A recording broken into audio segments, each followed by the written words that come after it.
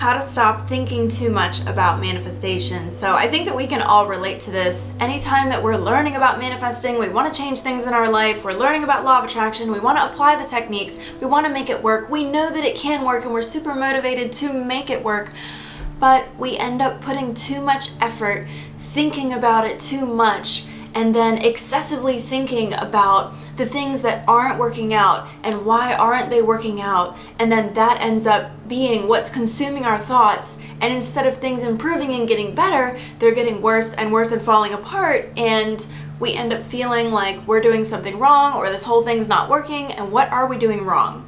How do we stop excessively trying and thinking about this manifestation process, why it's not working, and how to actually make it start working? Because some people make it sound like it's so easy, and it really is, but how do we allow it to be easy for us? How do you allow it to be easy for you in your situation? And how do you stop thoughts that feel like they're thinking you?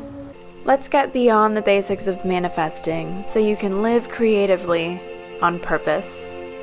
Hey guys, I'm Jasmine the Princess, and on this channel, I'm going beyond the basics of manifesting so that you can live well, easy, and on purpose. If you've been watching my content and you enjoy my channel, make sure that you click the subscribe button, click the bell button, hit all to receive all notifications, and thank you so much for watching till the end so that you can actually make law of attraction and manifesting work for you in the way that you want. A number one problem that everyone comes across in manifesting is they are learning. They learn, they take in the information, they're reading, they're learning, they're watching videos, they're taking in information, learning, but a lot of times there's so much taking in that is happening, and there's not enough time sitting down and focusing and concentrating on what this means as far as application. There's not enough slowing down in the mind to focus on one thing, to focus on the subtleties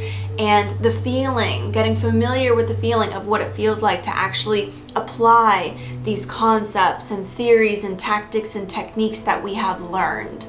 That is a very important part of manifesting. Now, I will admit that yes, it is very good when you are struggling with your thoughts to be putting something in your ear often, to be reading often, to be listening to videos often that remind you of that track that you want to be on in your mind and that put you back on track, that make you feel better. Yes, but there also needs to be focuses where we take time to just focus on one thing and applying that one thing.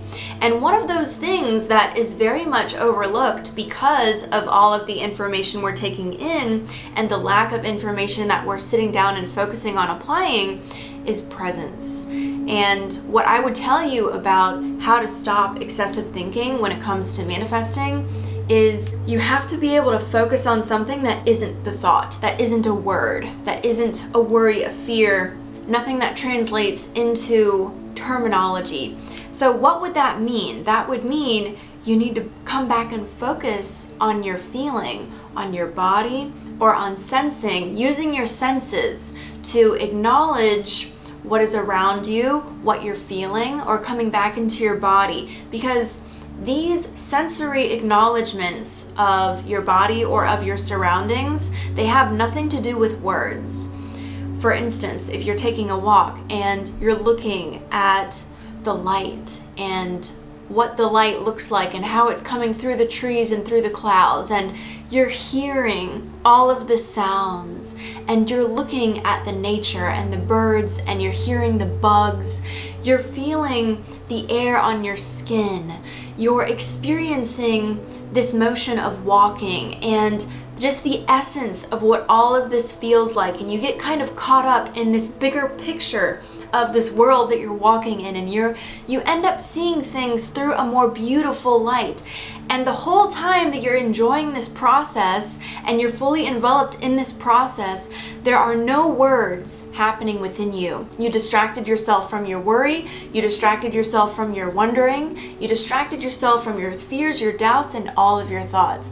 All of that gets dropped when you become fully immersed in the experiential feeling, sensing reality within you and around you. presence, come back to essentially, yes, the now. But I think this feeling and sensing is very important, and it's actually a very pleasurable experience of being that is highly overlooked. But once you start actually implementing this and doing this and feeling into this more, now it takes some subtlety, okay? So you have to be able to relax first before you can get any fun or any enjoyment or even focus on the subtlety that I'm talking about when it comes to feeling and sensing this presence of being and how pleasurable that is. But once you settle down enough to be able to focus and concentrate on that, you will feel this relief and this release from those excessive thoughts within you. And it is really worth doing because there's not a whole lot of other things that you can do to distract yourself besides, other things that have to do with following your joy. But if you have enough excessive thinking, then following your joy doesn't help, because as you're trying to follow your joy, because you're trying to run away from this excessive thinking, you still end up excessively thinking while you're pursuing these other endeavors, and it doesn't work at all. So you have to find a way to sort of drop into your presence and fine-tune into subtleties and subtle feelings and subtle senses, and getting familiar with what those subtle feelings and sensory experiences feel like, what they are. You're feeling them out.